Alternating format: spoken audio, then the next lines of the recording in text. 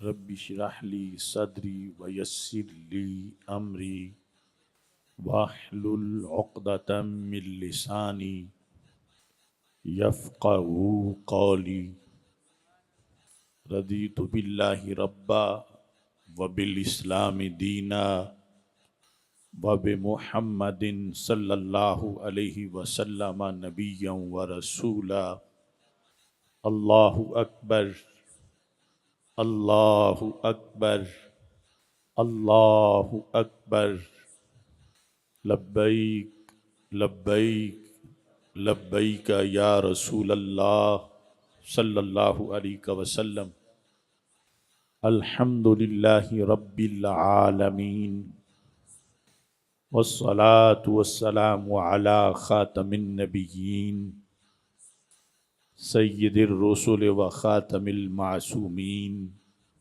وعلی آلہ و اصحابہ اجمعین اما بعد فاعوذ باللہ من الشیطان الرجیم بسم اللہ الرحمن الرحیم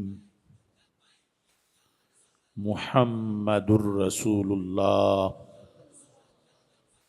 صدق اللہ العظیم وصدق رسوله النبی الکریم الامین ان اللہ وملائکتہ یصلون علی النبی یا ایہا الذین آمنوا صلوا علیہ وسلموا تسلیما الصلاۃ والسلام علیک یا سیدی یا رسول اللہ وعلی آلک واصحابک یا سیدی یا حبیب اللہ الصلاۃ والسلام علیک یا سیدی یا خاتم النبیین وعلی آلک واصحابک یا سیدی یا خاتم المعصومین مولا صلی وسلم دائما ابدا علی حبیبک خیر الخلق کلہم منزہ عن شریک فی محاسنہ فجوہر الحسن فیہ غیر منقسم محمد تاج رسل اللہ قاطبۃ محمد صادق الاقوال والکلم محمد ذکرہ روح لانفسنا محمد شکرہ فرد علی الامم رب صلی وسلم دائما ابدا علی حبیبک خیر الخلق کلہم ہمیں ہے جان سے پیارا نشان ختم نبوت کا ہمیں ہے جان سے پیارا نشان ختم نبوت کا اٹھو گھر گھر میں پہنچا دو بیان ختم نبوت کا ملائک کی جماعتیں روز و شب وہاں پہ اترتی ہیں ملائک کی جماعتیں روز و شب وہاں پہ اترتی ہیں ذکر جاری ہمیشہ ہے جہاں ختم نبوت کا یہ نعرہ ہے ابو بکر و عمر عثمان و حیدر کا یہ نعرہ ہے ابو بکر و عمر عثمان و حیدر کا کرو اپنے لہو سے بھی دہاں ختم نبوت کا مٹانے کو زمانے سے کفر ہر قادیانی کا اٹھا لاؤ یمامہ سے سنا ختم نبوت کا دبانے کو زمانے میں گلا ہر قادیانی کا لگائے نعرہ ہر پیر و جوان ختم نبوت کا دیا ختم نبوت پہ رضا کے علم نے پہرا دیا ختم نبوت پہ رضا کے علم نے پہرا بنا ان کا قلم بھی ترجمہ ختم نبوت کا بنا کل کے رضا ہر اس کمینے کے لیے خنجر بنا کل کے رضا ہر اس کمینے کے لیے خنجر ہے جس نے بھی کیا کوئی زیاں ختم نبوت کا۔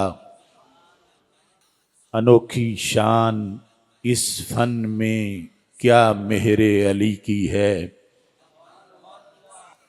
انوکھی شان اس فن میں کیا مہر علی کی ہے، کیا جس نے عقیدت سے بیاں ختم نبوت کا۔ خدایا شاہ نورانی کی قبر پہ رحمتیں برسیں، خدایا شاہ نورانی کی قبر پہ رحمتیں برسیں، بنایا جس نے پورا کارواں ختم نبوت کا۔ خداوندہ مدینے کے چمکتے چاند کا صدقہ بنا دے اپنے آصف کو حساں ختم نبوت کا۔ خدایا بحق کے بنی فاطمہ کہ بر قول ایماں کنی خاتمہ، اگر دعوتم رد کنی ور قبول، منو دست و دامان آل رسول صلی اللہ علیہ وسلم۔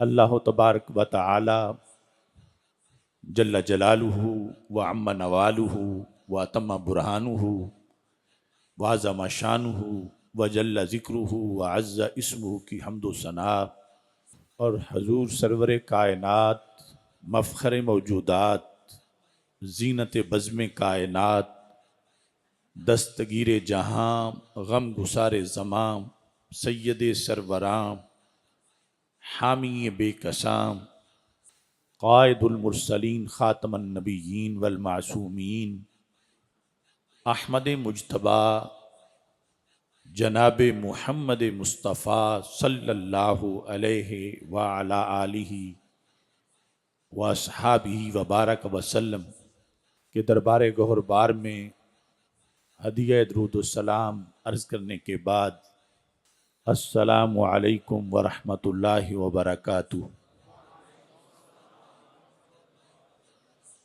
رب ذوالجلال کے فضل اور توفیق سے ربیع الاول شریف کے نور بھرے لمحات میں تحریک صراط مستقیم گکھڑ کے زیر اہتمام آج کی عظیم الشان تاجدار ختم نبوت صلی اللہ علیہ وسلم کانفرنس انعقاد پذیر ہے۔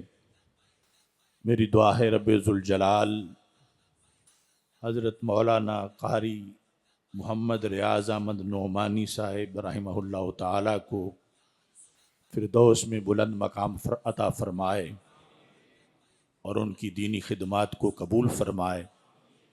استاذ العلماء حضرت مفتی محمد احسان اللہ کیلانی صاحب شیخ الحدیث جامع مدینۃ العلم گوجرانوالا، آپ رونق افروز ہیں۔ میری دعا ہے خالق کائنات جل جلالہ تمام اراکین کی کاوش کو اور تمام حاضرین کی حاضری کو اپنے دربار میں قبول فرمائے۔ دین اسلام میں سب سے پہلے عقائد کا باب ہے۔ جب عقیدہ صحیح ہو تو اعمال اللہ کے دربار میں قبول ہوتے ہیں، اور اگر عقیدہ ہی صحیح نہ ہو تو معاذ اللہ ساری زندگی برباد چلی جاتی ہے۔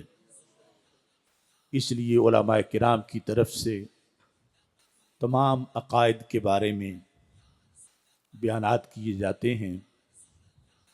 عقائد میں سے عقیدہ ختم نبوت بڑا ہی اہم عقیدہ ہے کہ ہمارے آقا مولا حضرت محمد مصطفیٰ صلی اللہ علیہ وسلم آخری نبی ہیں اور آپ کے بعد کوئی نبی پیدا نہیں ہو سکتا۔ یہ عقیدہ اتنا ضروری ہے کہ اگر کوئی شخص توحید کو مانے، فرشتوں کو مانے، آخرت کے دن کو مانے، پہلے انبیاء اور رسولوں کو مانے، یہاں تک کہ ہمارے آقا حضرت محمد مصطفیٰ صلی اللہ علیہ وسلم کو بھی نبی بھی مانے، رسول بھی مانے، مگر خدا نخواستہ اگر آخری نبی اور آخری رسول نہ مانے تو وہ مسلمان نہیں ہو سکتا۔ اتنا لازم ہے رسول اکرم نور مجسم شفیع معظم صلی اللہ علیہ وسلم کو آخری نبی تسلیم کرنا۔ اس عقیدے کی وجہ سے ہمارا پورا دین محفوظ ہے، اور یہ عقیدہ پورے دین کا قلعہ ہے، اور اس عقیدے پہ جو حملہ کرتا ہے وہ پورے دین پہ حملہ کرتا ہے۔ وہ محض ایک عقیدے پہ نہیں، وہ نماز پہ بھی حملہ کرتا ہے، روزے پہ بھی حملہ کرتا ہے، حج اور زکوٰۃ پہ بھی، پورے دین پہ حملہ کرتا ہے۔ چونکہ عقیدہ ختم نبوت یہ ہے کہ سید عالم نور مجسم شفیع معظم صلی اللہ علیہ وسلم کے تشریف لے جانے سے وحی کا سلسلہ بند ہو گیا، اور وحی کے سلسلہ کے بند ہو جانے کے ساتھ دین میں کسی طرح کی تبدیلی کا دروازہ بند ہو گیا۔ سرکار دو عالم صلی اللہ علیہ وسلم کے ہوتے ہوئے ظاہری حیات میں تو بعض چیزیں منسوخ ہو جاتی تھیں، حکم بدل جاتا تھا، لیکن جس وقت وحی کا دروازہ بند ہوا تو اس کی بنیاد پر دین فکس ہو گیا، اور پورا دین محفوظ ہو گیا۔ اگر آج بھی کوئی شخص وحی کو جائز سمجھے، جس طرح کے کئی فرقے ایسے ہیں، تو پھر اس کی بنیاد پر پورے دین کی تعلیمات پر حملہ ہوتا ہے۔ بچہ بچہ جانتا ہے کہ نمازیں 5 فرض ہیں، یہ وہ ہر جگہ سینہ تان کے کہہ سکتا ہے، آج بھی کہہ سکتا ہے، کل بھی کہہ سکتا ہے، مشرق میں ہو یا مغرب میں ہو، جہاں ہو یہ اعلان کر سکتا ہے۔ یہ کس بیس پہ ہے؟ یہ 3 نہیں ہو سکتی اب، 6 نہیں ہو سکتی اب۔ اس کا سبب ختم نبوت ہے کہ ختم نبوت کی بنیاد پر دین فکس ہوا، اور نبی اکرم نور مجسم شفیع معظم صلی اللہ علیہ وسلم کی ختم نبوت کا مضمون یہ پورے دین کی تعلیمات کے نصاب میں شامل ہے۔ یعنی جو چیپٹر بھی دین کا پڑھو اس کے اندر ختم نبوت ہے۔ الحمد سے لے کر والناس تک پورے قرآن میں ختم نبوت ہے، صرف چند آیات میں نہیں۔ رسول اکرم نور مجسم شفیع معظم صلی اللہ علیہ وسلم کا نام دیکھو تو نام میں ختم نبوت ہے، آپ کا کام دیکھو تو کام میں ختم نبوت ہے، آپ کی مسجد ختم نبوت کی دلیل ہے، آپ کا جھنڈا ختم نبوت والا ہے، آپ کی کتاب ختم نبوت والی ہے، آپ کا میلاد ختم نبوت والا ہے، آپ کا وصال ختم نبوت والا ہے۔ یعنی اتنا یہ جامع مضمون ہے کہ جس جہت میں بھی دیکھو اس جہت کے اندر ختم نبوت کا پرچم لہرا رہا ہے، اور دشمنوں، اسلام کے دشمنوں سے کی طرف سے اس لیے ختم نبوت پر معاذ اللہ بار بار حملے کیے جاتے ہیں کہ وہ بھی سمجھتے ہیں کہ اسلام کی قیامت تک جو ترقی ہے اس ترقی کا راز ختم نبوت ہے۔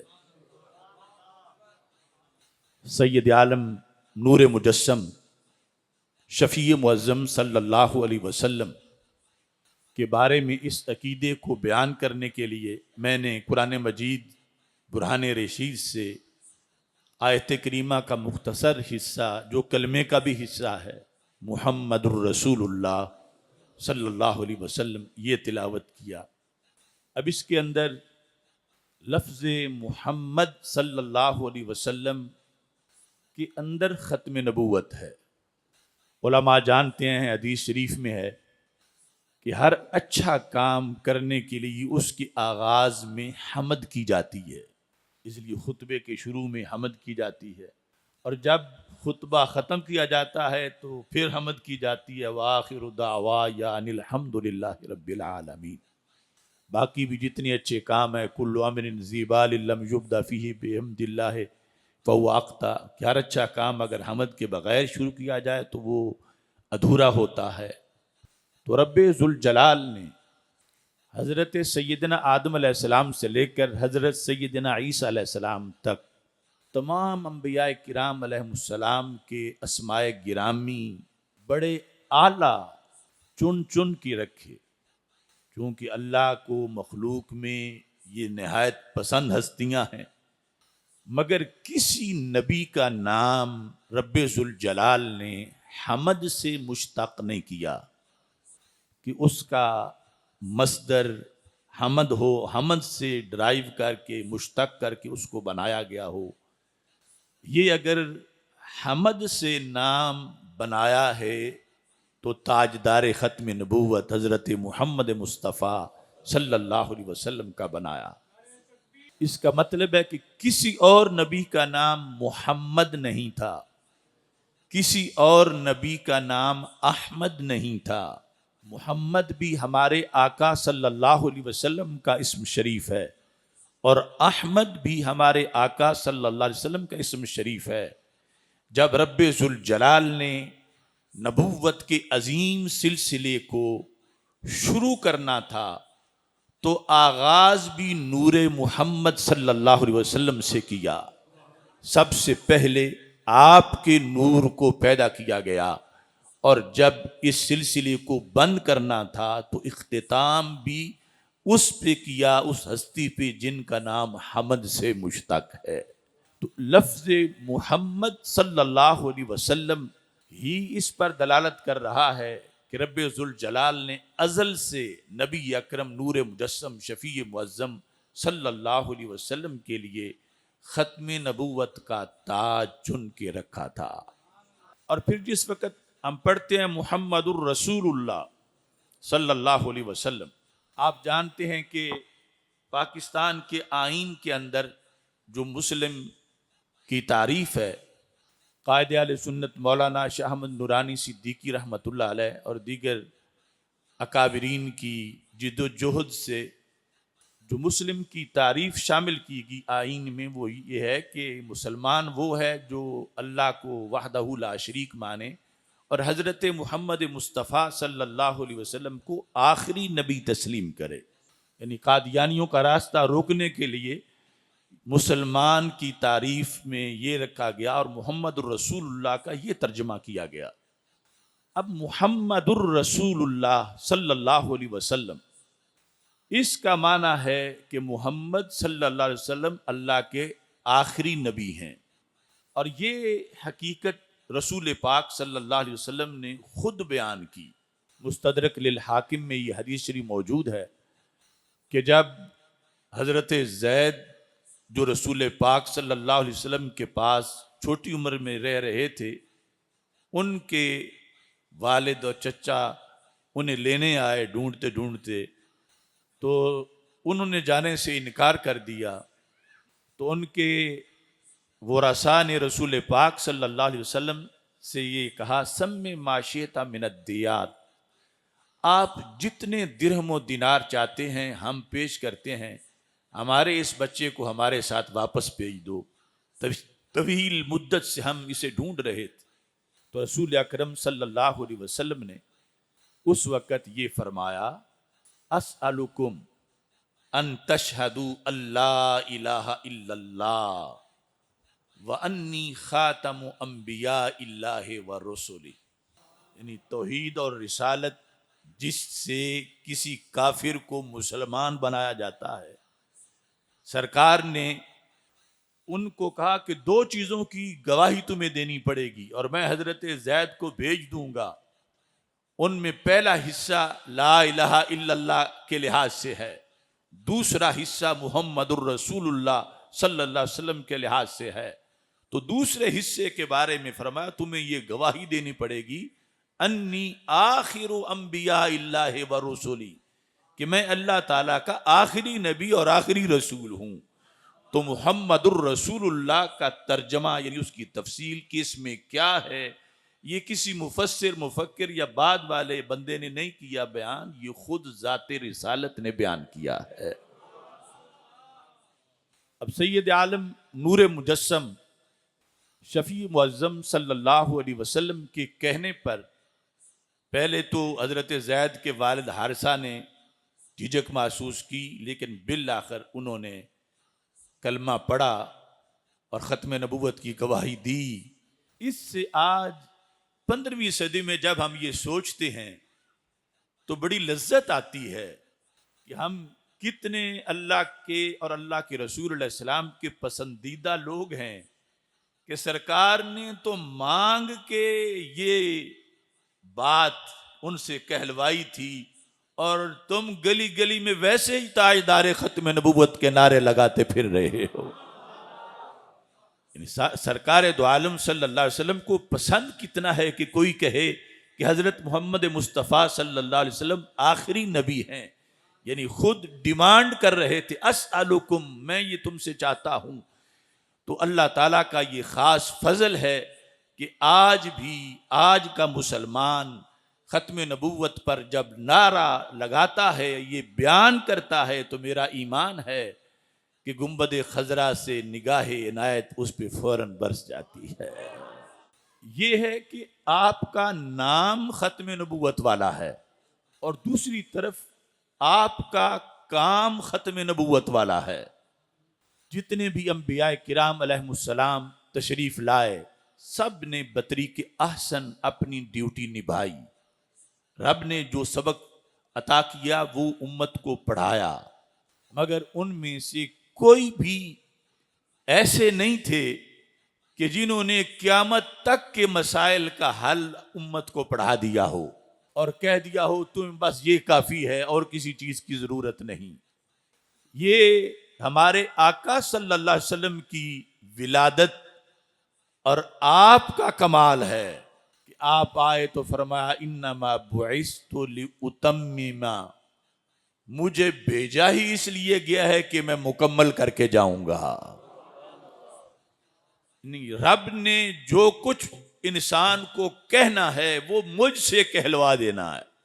کوئی چیز، کوئی حکم، کوئی فرمان رب نے پیچھے بچا کے نہیں رکھنا کہ کوئی نیا نبی پیدا ہو اور وہ اس کے ذریعے دنیا کو پتہ چلے۔ فرمایا جو بھی مسئلہ ہے انسان کا اور جس صدی کا بھی ہے، مجھے میرے رب نے مکمل کرنے کے لیے بھیجا ہے۔ تو کسی کی ولادت ایسی ولادت نہیں تھی کہ وہ نبی کی ولادت کسی اور نبی کے آنے کی گنجائش ہی نہ چھوڑے۔ سب آئے، سب کا میلاد بڑا عظیم تھا، مگر صحن چمن میں جب وہ کھلے تو ان کی خوشبو کہہ رہی تھی یأتی من بعد اسمہ احمد، ہمارے آقا ابھی آنے والے ہیں۔ تو ہمارے آقا صلی اللہ علیہ وسلم کی آمد ہی ایسی ہے، میلاد ہی ایسا ہے کہ جو میلاد ہی سارے احکام کو مکمل کرنے کے لیے آیا ہے۔ کسی سے اللہ نے یہ اعلان نہیں کروایا پہلے الیوم اکملت لکم دینکم واتممت علیکم نعمتی ورضیت لکم الاسلام دینا، کہ آج میں نے تمہارے لیے تمہارا دین مکمل کر دیا۔ ایسا کسی کی زبان سے پہلے اعلان نہیں کروایا گیا، کیونکہ اس وقت کا سبق دیا جا رہا تھا، انسان کو وزڈم کی طرف بڑھایا جا رہا تھا، چھوٹے چھوٹے اسباق دے کے آگے بڑھایا جا رہا تھا۔ سارا پڑھانا ان کی ڈیوٹی نہیں تھی، یہ مقصد رسول اکرم صلی اللہ علیہ وسلم کی آمد کا تھا کہ جو سب سے آخر میں آئے ہیں، اور آنے کا مقصد یہ ہے لأتمم، کہ میں مکمل کر کے جاؤں، کہ جو بھی صدی ہو، جو بھی سال ہو، میں ہر گلی کی روشنی تمہیں عطا کروں گا، میں ہر صدی کے مسائل تمہارے حل کر کے جاؤں گا، میں ہر بیماری کا علاج تمہارا کر کے جاؤں گا۔ یہ جو اس شان کے ساتھ جن کی ولادت ہوئی وہ تاجدار ختم نبوت صلی اللہ علیہ وسلم ہے۔ یعنی ولادت ہی ختم نبوت والی ہے، اور ختم نبوت کا یہ جو مضمون ہے، اصل میں اس کو بیان کرنے کے لیے جو عقیدہ چاہیے، جو عقیدہ اس کی ساری جہتوں کو افورڈ کر سکے، اس میں اتنی وسعت ہو، وہ عقیدہ اہل سنت کا عقیدہ امام احمد رضا بریلوی کا عقیدہ ہے۔ یعنی جب بیان یہ کر رہے ہوں کہ آپ کی آمد ختم نبوت والی ہے، آپ کی شریعت ختم نبوت والی ہے، آپ کی کتاب ختم نبوت والی ہے، آپ کا انداز گفتگو ختم نبوت والا ہے، یعنی پہلے نبی کہتے تھے یا قوم، آپ فرماتے ہیں یا ایھا الناس، یعنی ہر جہت میں، اور پھر قیامت تک اور کوئی مسائل حل نہیں کرے گا، سرکار نے سارے مسئلے حل کر دیے، پیچھے کچھ بچا نہیں، کار نبوت آپ نے مکمل کر دیا۔ اعلیٰ حضرت فاضل بریلوی رحمۃ اللہ علیہ بڑے سادے سے انداز میں سمجھانے لگے کہ ختم نبوت یعنی نبوت کا دروازہ بند کیوں ہوا۔ یعنی ویسے تو عام ذہن میں یہ بھی بات آتی ہے جب نبوت بڑی اچھی چیز ہے تو اچھی چیز جاری رہنی چاہیے، پھر اس کو بند کیوں کر دیا گیا؟ تو فرماتے ہیں نہ رکھی گل کے جوش حسن نے گلشن میں جا باقی، چٹکتا پھر کہاں غنچہ کوئی باغ رسالت کا، کہ صحن چمن میں پھول ایسا کھلا، اب پیچھے جگہ کسی پھول کی بچی نہیں، وہ پھول جامع اتنا ہے، وہ پھول خوبصورت اتنا ہے، اس کی خوشبو اتنی ہے، اس کا پیغام اتنا جامع ہے، اب کوڑے اور گندگی کی ڈھیر پر کوئی مرزا دجال جیسا کانٹا تو اگ سکتا ہے مگر صحن نبوت میں کوئی پھول نہیں کھل سکتا، چونکہ آنے والے آئے ہی ایسے ہیں جو مکمل کرنے آئے ہیں، تکمیل کرنے آئے ہیں۔ اور سید عالم نور مجسم شفیع معظم صلی اللہ علیہ وسلم جب تشریف لے جا رہے تھے تو فرمایا ترکتکم علی ملت بیضاء لیلھا کنہارھا، رب نے سب کچھ جو دیا میں نے تم تک پہنچا دیا، میں تمہیں آج روشن ملت پہ چھوڑ کے جا رہا ہوں جس کی رات بھی اتنی روشن ہے جتنا دن روشن ہوتا ہے۔ فرمایا جنت جانے کے جتنے رستے ہیں ان میں سے ایک بھی پیچھے نہیں بچا جو میں نے بیان نہ کیا ہو، جہنم سے بچنے کے جتنے طریقے ہیں ان میں سے ایک بھی نہیں بچا جو میں نے بیان نہ کیا ہو اور کوئی اور آ کے بیان کرے، میں نے سب کچھ بیان کر دیا ہے، سب کچھ سمجھا دیا ہے۔ اب دوسرے فرقے والے ختم نبوت کی بات کرتے ہوئے مضمون تو یہی انہیں بیان کرنا پڑے گا کہ قیامت تک کی ہر صدی کے جو مسائل تھے وہ رسول اکرم صلی اللہ علیہ وسلم نے جب حل کر دیے ہیں تو اب کوئی آئے گا تو کیا کرنے آئے گا؟ پیچھے کار نبوت بچا ہی کوئی نہیں، سرکار نے سب کچھ کر دیا ہے، لیکن ان سے کوئی پوچھ لے کہ قیامت تک کے ہر مسئلے کا حل یقیناً سرکار نے کیا ہے، لیکن مسئلے کا حل تو تب ہوتا ہے جب پہلے مسئلے کا پتہ ہو کہ 15ویں صدی کے مسائل کیا ہیں، 16ویں صدی کے مسائل کیا ہیں، 18ویں صدی کے مسائل کیا ہیں، اور جن کا عقیدہ ہو کہ نبی کل کی خبر بھی نہیں رکھتا تو وہ ختم نبوت کے لیے کہاں سے الفاظ لائیں گے؟ ختم نبوت کا عقیدہ اس سینے میں ہے جس میں یہ یقین ہے کہ قیامت تک کی ہر صدی کا ہر سال کا ہر مہینہ، ہر مہینے کا ہر ہفتہ، ہر ہفتے کا ہر دن کا ہر گھنٹہ، ہر گھنٹے کا ہر منٹ اور ہر منٹ کا ہر سیکنڈ، اس میں جو کچھ ہونا تھا سرکار دو عالم صلی اللہ علیہ وسلم دیکھ بھی رہے تھے اور ہر مسئلے کا حل عطا بھی فرما رہے تھے۔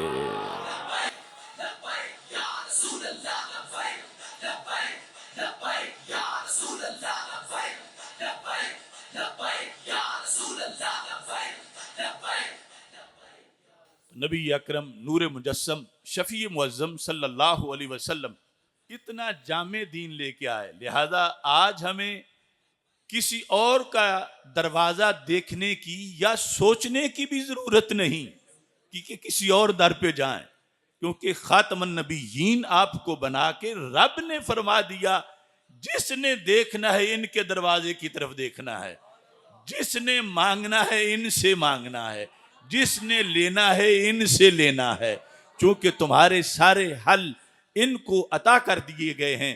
لہذا وہ لبرل کی سوچ بھی غلط ہے جو کہتے ہیں اس وقت کے لیے تو ٹھیک ہے، وہ جانتے تھے اور ان کا بتایا ہوا کامیاب تھا، لیکن آج نئی دنیا ہے، نئی ایجادات ہیں اور نئی چیزیں ہیں۔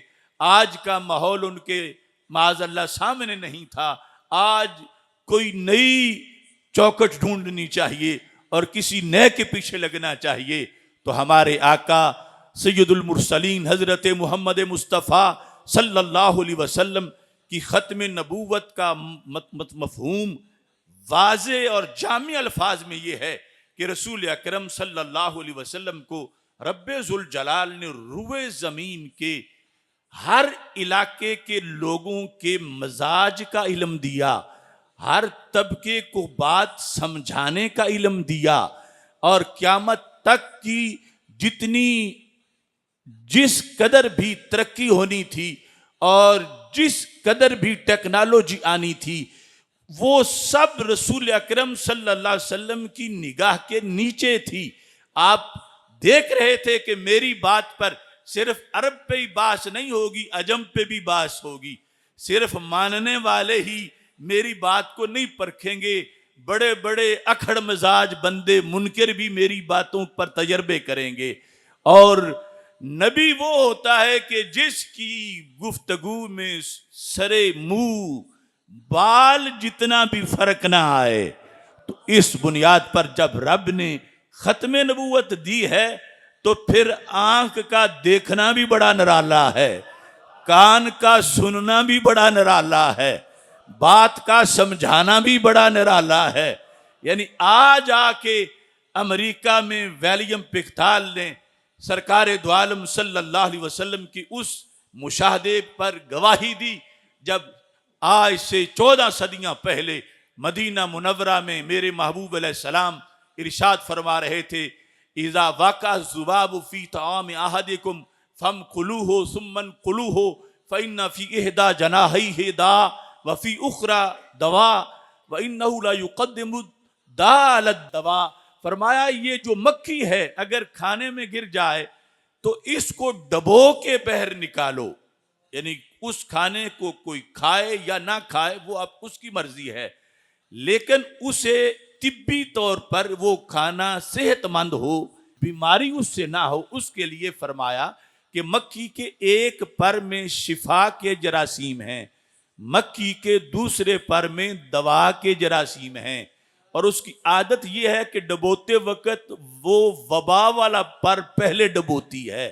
اگر تم شفا والا پر نہیں ڈبو گے تو کھانا بیماری پھیلائے گا، اگر اسے ڈبو کے نکال دو گے تو وہ شفا والے جراثیم، وبا والے جراثیم کو ختم کر دیں گے اور کھانا جو ہے وہ کھانے کے لائق ہو جائے گا۔ آج امریکہ کے ولیم پکتال نے کتنے عدسے بنے، کتنی خوردبینیں بنی، کتنی لیبارٹریز بنی، پھر جا کے اس چھوٹے سے پر کے اندر ان کو جراثیم نظر آئے، اور یہ عادت بھی مکھی کی نظر آئی کہ وہ پہلے بیماری والا ہی ڈبوتی ہے۔ کروڑوں سلام ہو نگاہ نبوت کو کہ رب ذوالجلال نے یعنی ایسا دیکھنے کا انداز دیا کہ صدیوں بعد جا کے بھی جو مشاہدات ہوں گے، سائنس ہوگی، جو کچھ ہوگی، کوئی ایسا نہیں ہوگا جو کہے کہ میرا علم نبی سے زیادہ ہے اور انہوں نے ایسے کہا اور آج تو ایسا ہے۔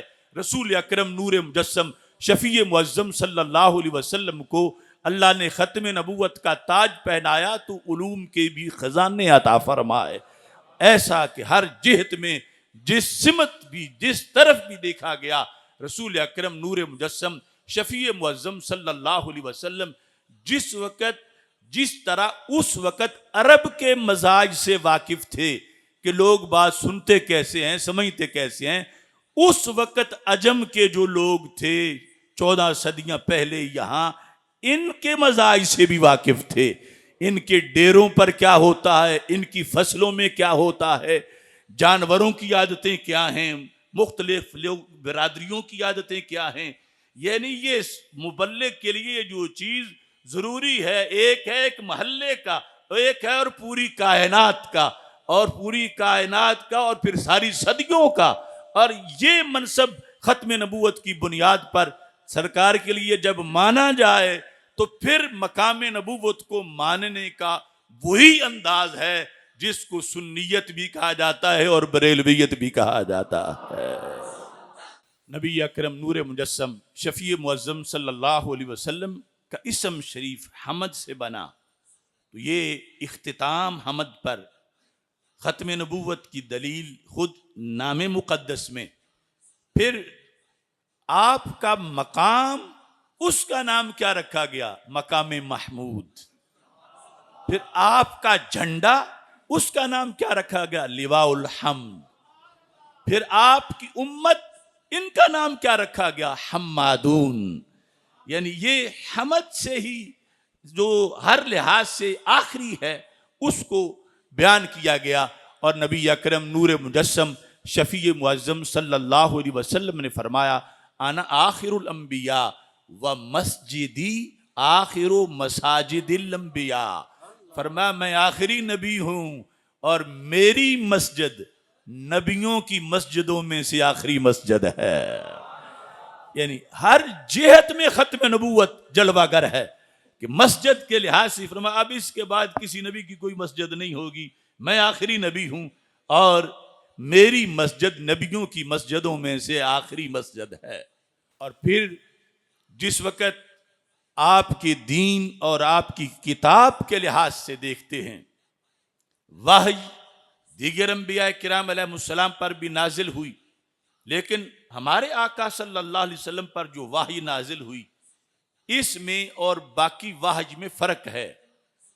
باقی انبیاء کرام علیہ السلام کی وحی، اس میں جو تعلیمات تھیں، نور تھا، سویرا تھا، اجالا تھا، حکمتیں تھیں، بہت کچھ تھا، بڑی شان تھی، مگر وہ ان نبیوں کا معجزہ نہیں تھی، معجزہ ان کا کوئی اور تھا. سرکار دو عالم نور مجسم شفیع معظم صلی اللہ علیہ وسلم ارشاد فرماتے ہیں کہ اللہ ہر نبی کو کوئی نہ کوئی معجزہ دیتا ہے جسے دیکھ کے بشر اس کا کلمہ پڑھتے ہیں. فرمایا میرا معجزہ کیا ہے؟ انما کان الذی اوتیتہ وحیا اوحی اللہ الی. میرا معجزہ میری وحی ہے، میرا معجزہ میرا قرآن ہے جو رب نے میرے سینے پہ نازل کیا. یعنی باقیوں کی وحی ہے، ان کا معجزہ نہیں، معجزہ اور ہے. میرا معجزہ میرے اوپر اترنے والی وحی ہے. اب باقی کیونکہ معجزے کی دو قسمیں ہیں، ایک ہوتا ہے حسی، ایک ہوتا ہے عقلی. حسی معجزہ وہ ہوتا ہے جو حواس خمسہ 5 سینسز سے سمجھ آ جائے. عقلی کے لیے بڑی عقل درکار ہے، بڑی محنت، تدبر، تفکر، پھر جا کے اس معجزے کی سمجھ آتی ہے. حسی معجزے ہمارے آقا صلی اللہ علیہ وسلم کے تو ان گنت ہیں، لیکن جسے خود سرکار اپنا سب سے بڑا معجزہ قرار دے رہے ہیں وہ قرآن مجید ہے. اور معجزات کے لحاظ سے بھی رب نے سرکار دو عالم صلی اللہ علیہ وسلم کو معجزہ بھی ختم نبوت والا عطا فرمایا. حسی معجزہ سمجھ جلد آ جاتا ہے، مگر جب تک آنکھوں کے سامنے ہو معجزہ ہوتا ہے، آنکھوں سے ہٹ جائے تو پھر خبر معجزہ ہے.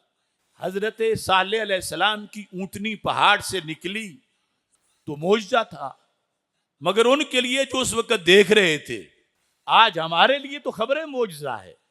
اور اس کو دیکھ کر متاثر ہونے کے لیے کوئی 10 سال درس نظامی پڑھنے کی ضرورت نہیں تھی یا بڑا ذہین ہونے کی ضرورت نہیں تھی.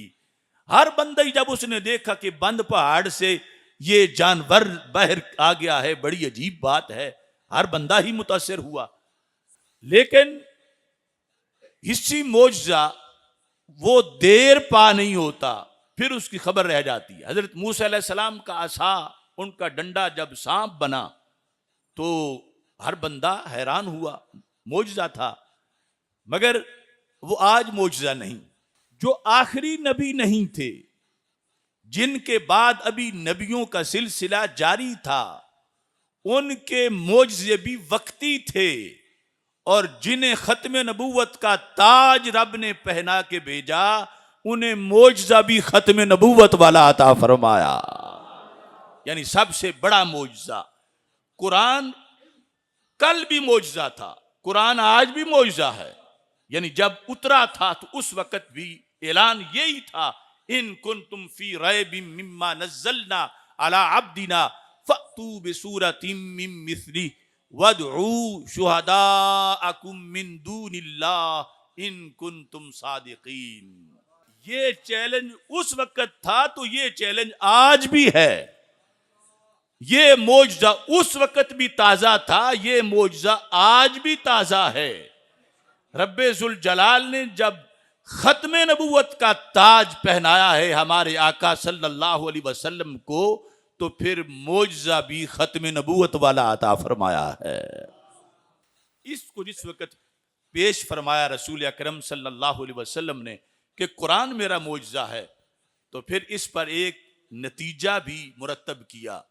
تو پھر کیا ہوگا جب قرآن میرا معجزہ ہے؟ فرمانے لگے ارجو ان اکون اکثرہم تابعا، مجھے یقین ہے کہ جتنی بڑی تعداد میں میرے فالوورز ہوں گے، میرے غلام ہوں گے، کسی نبی کے نہیں ہوں گے، کیونکہ میرے معجزے کی عمر بڑی ہے، میرا معجزہ ہمیشہ کے لیے ہے۔ میں دنیا سے چلا بھی گیا تو میرا معجزہ لوگوں کو دعوت دیتا رہے گا۔ اور یہاں دو معنی ہیں، ایک تو یہ ہے کہ کسی بھی پیغمبر کی امت ایک گراؤنڈ میں قیامت کے دن اکٹھی کر لی جائے، اس کے مقابلے میں میری امت کا مجمع بڑا ہوگا۔ اور دوسرا ارجو ان اکون اکثرہم، حضرت آدم علیہ السلام سے لے کر حضرت عیسیٰ علیہ السلام تک سارے پیغمبروں کی امتیں ایک جگہ اکٹھی کر لی جائیں، میری اکیلی امت کا مجمع ان سے زیادہ ہوگا۔ یعنی میرے ختم نبوت کے فیضان کی بنیاد پر میرے غلاموں میں اتنی کثرت ہوگی، میری امت اتنی زیادہ ہوگی۔ یہ یعنی ختم نبوت کا فیض ہے کہ ہمیشہ قرآن دعوت دیتا رہے گا۔ اور سید عالم نور مجسم شفیع معظم صلی اللہ علیہ وسلم نے خبر دے دی قیامت تک کروڑوں امریکہ جیسی قوتیں زور لگاتی رہیں رستے کو روکنے کے لیے، نہ قرآن کا رستہ رکے گا، نہ ایمان کا رستہ رکے گا، نہ مسلمان کا رستہ رکے گا، چونکہ یہ آخری امت ہیں، یہ ختم نبوت والی امت ہیں۔ رسول اکرم نور مجسم شفیع معظم صلی اللہ علیہ وسلم کی نسبت سے ان کو بھی یہ شان ملی ہے۔ مثلا ادھر تھا نا کہ ایک چمن جس میں انبیاء کے پھول کھل رہے تھے، ادھر ہے ایک چمن جس میں امتوں کے کھل رہے تھے۔ بڑے بڑے پیغمبروں کی امتیں آئیں مگر صحن چمن بھرتا نہیں تھا، پھر بھی تشنگی تھی، پھر بھی ابھی تڑپ تھی، ابھی بہت جگہ خالی تھی، ابھی بہت سے اوصاف و کمالات کا انتظار تھا۔ جس وقت نبی اکرم نور مجسم شفیع معظم صلی اللہ علیہ وسلم کی جلوہ گری ہوئی تو پھر صحن بھر گیا۔ جس وقت صحن میں صدیق و عمر، عثمان و علی، طلحہ و زبیر، سعد و سعید رضی اللہ تعالی عنہم، حسنین کریمین، جس امت کے اندر ایسی ہستیاں جلوہ گر ہو گئیں، اب ان سے بڑھ کے کون سی امت آئے گی؟ انہوں نے امتوں والا جو تھا حصہ اس چمن کو یوں آباد کیا کہ انہوں نے اس انداز میں کام کیا، ختم نبوت پر کی آخری امت ہونے کا ثبوت دیا اپنے کردار کے لحاظ سے۔ اور یہاں بڑی گہری بات ہے، اگر آپ سوچیں ایک گھر کا مسئلہ ہو، چھوٹا سا گھر ہے، تو والد جب دور ہے تو فون پہ اس پہ رہنمائی لے کے بیٹے کام کرتے رہتے ہیں، لیکن جب وہ دنیا سے چلا جائے تو ایک گھر کو صحیح طریقے سے چلانا مشکل ہو جاتا ہے۔ اب اس سے پوچھ نہیں سکتے، اب رابطہ نہیں ہو سکتا، آپ چھوٹے ہیں اور جس نے بتانا تھا وہ سامنے نہیں. تصور تو کرو کہ جب سید المرسلین حضرت محمد مصطفیٰ صلی اللہ علیہ وسلم دنیا سے تشریف لے گئے، وحی بند ہو گئی. اب جو زمانہ تھا کہ جس میں نئی وحی آ نہیں سکتی اور زندگی بھی یوں گزارنی ہے کہ رب کو بھی پسند آئے اور رب کے رسول علیہ السلام کو بھی پسند آئے، اور سامنے وہ ہستی موجود نہیں. ایک گھر کا مسئلہ مشکل ہو جاتا ہے، شرق و غرب میں پھیلی ہوئی پوری امت کے مسائل کو حل کرنا، فتنوں کا جواب دینا کس قدر مشکل تھا. اور پہلی امتیں جو تھیں، ایک نبی جاتے تھے دوسرے آ جاتے تھے، پہلی وحی بند ہوئی دوسری شروع ہو گئی، تو امتوں کی ایسی آزمائش ہی نہیں تھی کہ اب کیا کریں، کیونکہ نبی مسلسل آتے جاتے تھے. ختم نبوت کے لحاظ سے رب نے ازل سے یہ چنا تھا کہ آخری نبی حضرت محمد مصطفیٰ صلی اللہ علیہ وسلم میں اس وقت بھیجوں گا جب امت بھی ایسی ہو، کلمہ پڑھنے والے جو امین بھی چوٹی کے ہوں، ذہین بھی چوٹی کے ہوں. ان اللہ اختارنی واختار لی اصحابا. سرکار دو عالم صلی اللہ علیہ وسلم فرماتے ہیں رب نے اپنے لیے مجھے چنا اور میرے لیے میرے صحابہ کو چنا. یعنی رب ذوالجلال چاہتا تو سرکار کو 10 صدیاں پہلے بھی بھیج سکتا تھا، 20 صدیاں پہلے بھی بھیج سکتا تھا، لیکن اللہ کا یہ نظام تھا کہ میں نے اس سوسائٹی میں بھیجنا ہے کہ جہاں سمجھنے والے بھی ذہین ہوں، بات پوری سمجھ لیں، کیونکہ پھر وحی کا دروازہ بند ہو جانا ہے، کوئی سمجھانے نہیں آئے گا. سبق پکا یاد کریں، اور پھر دلیر بھی اتنے ہوں کہ اگر تلوار یہاں رکھ دی جائے پھر بھی وہ کوئی زیر سے زبر نہ ہونے دیں. یہ جو جماعت صحابہ رضی اللہ تعالی عنہم تھی، ان کا انتخاب ازل سے تھا، اور ان کے ہوتے ہوئے پھر نبوت کا دروازہ بند ہوا. اور یہ کمال ملا اس جماعت کو، انہوں نے پورے کا پورا دین جیسے نبی علیہ السلام سے سیکھا تھا ایسے ہی اگلی نسل کو سمجھا دیا.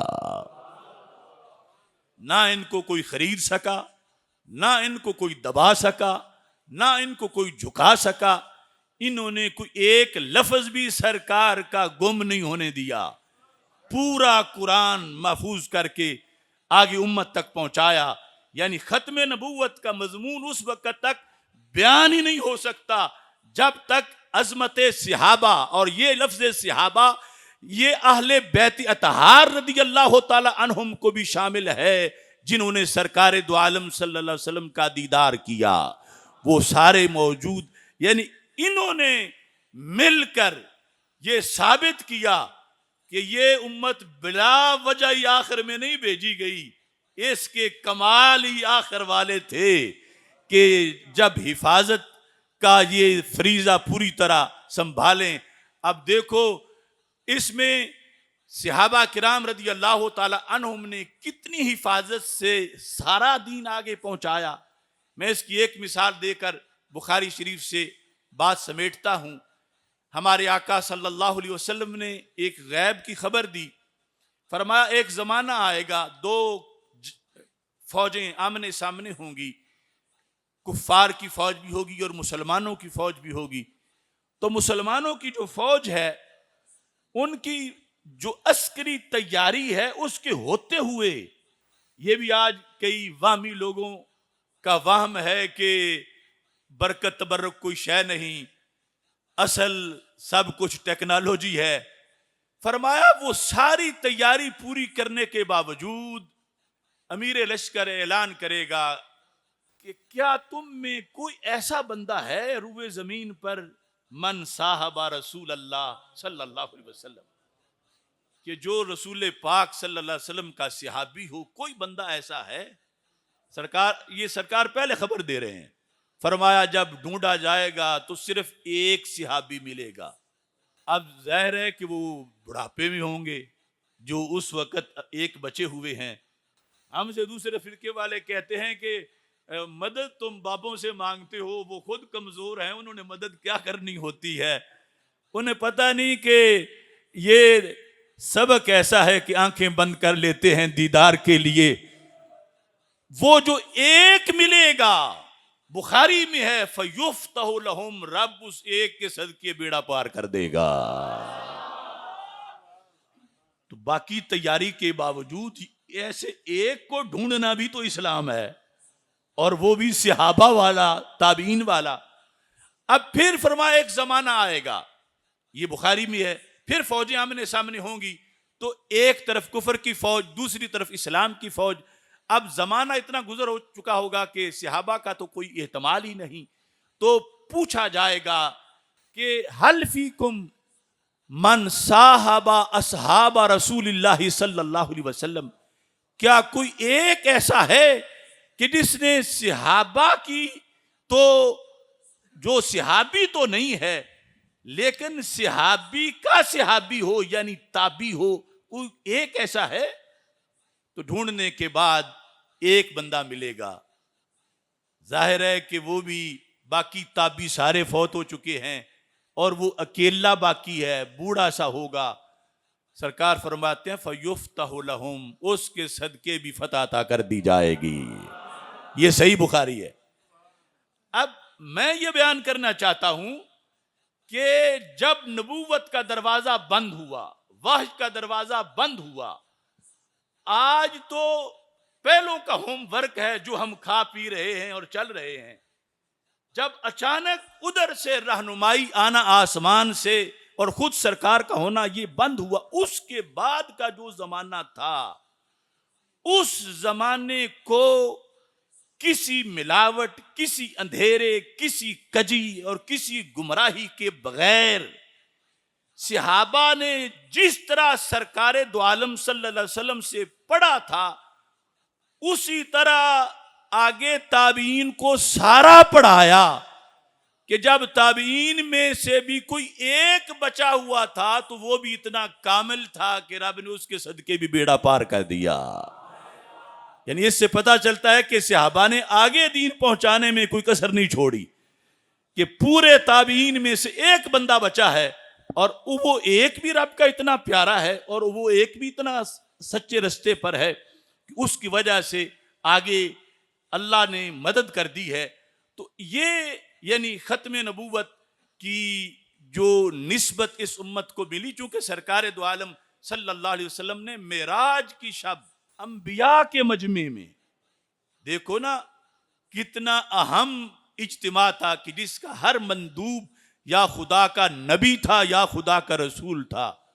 وہاں بھی میرے آقا صلی اللہ علیہ وسلم نے امت کا مضمون بیان فرمایا.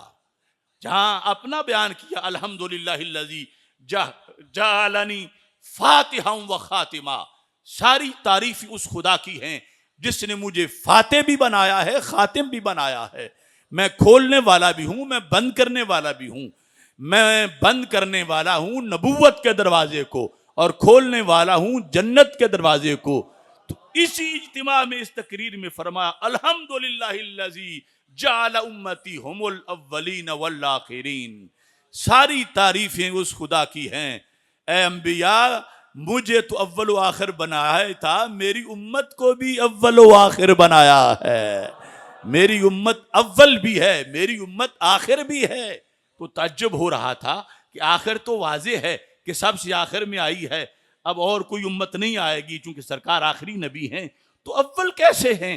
تو رسول اکرم صلی اللہ علیہ وسلم کی دوسری حدیث میں رہنمائی ہے، ان اللہ حرم الجنت علی الامم حتی تدخلها امتی، کہ رب ذوالجلال نے اس وقت تک ساری امتوں پر جنت کو حرام کر رکھا ہے جب تک میری امت جنت میں نہیں جائے گی. میری امت اول بھی ہے، میری امت آخر بھی ہے. آخر ہے دنیا میں آنے کے لحاظ سے، اول ہے جنت میں جانے کے لحاظ سے. اب کتنا نوازا، سوچنے کی بات ہے.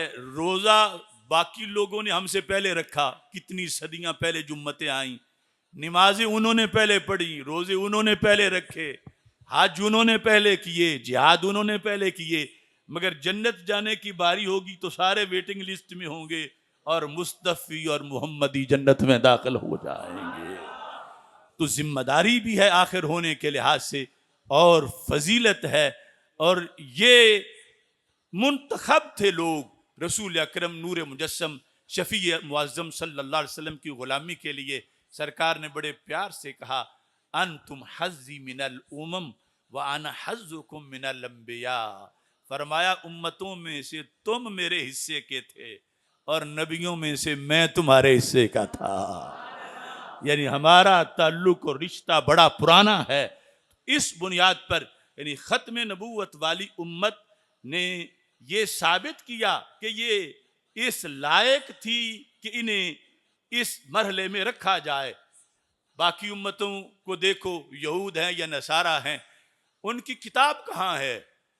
وہ کتاب بھی نہ بچا سکے۔ اس امت نے کتاب تو کتاب رہی، محبوب علیہ السلام کا ہر خطاب بھی محفوظ رکھا۔ پھر پوچھو یہود اور نصارہ سے، ان کی جیورسپروڈنس کہاں ہے؟ ان کی فقہ کہاں ہے؟ ان کی اصول فقہ کہاں ہے؟ ان کی اصول حدیث کہاں ہے؟ کوئی نام کی شے نہیں ان کے پاس۔ جو خود آیتیں بیچ گئے، فقاہت کہاں سے آئے گی؟ ادھر اکیلا ابو حنیفہ دیکھو، وہ 5 لاکھ مسائل نکال کے قرآن و سنت سے پیش کر رہا ہے۔ تو یہ مرحلہ قیامت تک گزارنا، اس کی صلاحیتیں تفویض کی گئیں رسول اکرم نور مجسم شفیع معظم صلی اللہ علیہ وسلم کی نگاہ عنایت سے، جو آج بھی غلاموں پہ نظر فرماتے ہیں۔ میری دعا ہے خالق کائنات جل جلالہ ہم سب کو رسول پاک صلی اللہ علیہ وسلم کی زیادہ سے زیادہ محبت عطا فرمائے۔ میں اپنے اس پیغام پر اپنی بات ختم کر رہا ہوں۔ دل تو ہے آل محمد کی محبت کا مقام۔ دل کس چیز کے لیے، کس مقصد کے لیے؟ دل تو ہے آل محمد صلی اللہ علیہ وسلم، دل تو ہے آل محمد کی محبت کا مقام، دین ہے سارے صحابہ کا مکمل احترام۔ رافضیت، خارجیت، ناصبیت ہے حرام، اہل سنت ہیں رسول پاک کے سچے غلام۔ وآخر دعوایا ان الحمد للہ رب العالمین۔